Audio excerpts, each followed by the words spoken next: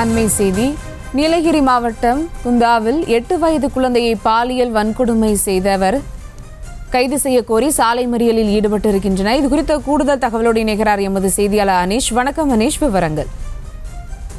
சுபா, நீலகிரி மாவட்டம் உதகை அடுத்த தலைக்குந்தா காந்தி நகர் பகுதியை சேர்ந்த கூலி தொழிலாளி அஜித் என்பவர் நேற்று காலை 8 வயது சிறுமியை பாலியல் வன்கொடுமை செய்ததாக கூறி நேற்று அப்பகுதி மக்கள் சம்பந்தப்பட்ட குற்றவாளியை பிடித்து காவல்துறையினரிடம் ஒப்படைத்துள்ளனர்.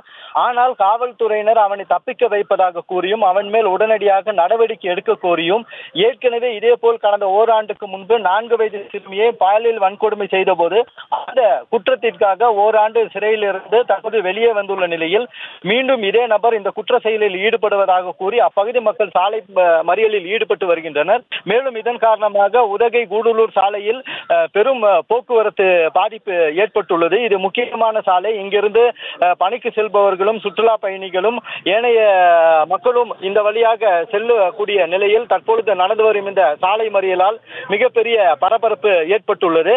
மேலும் இது குறித்து காவல்துறையினர் மற்றும் மாவட்ட வருவாய்த்துறை அதிகாரிகள் உடனடியாக அப்பகுதிக்கு விரைந்து வந்து பொதுமக்களிடம் பேச்சுவார்த்தை நடத்தி வருகின்றனர்.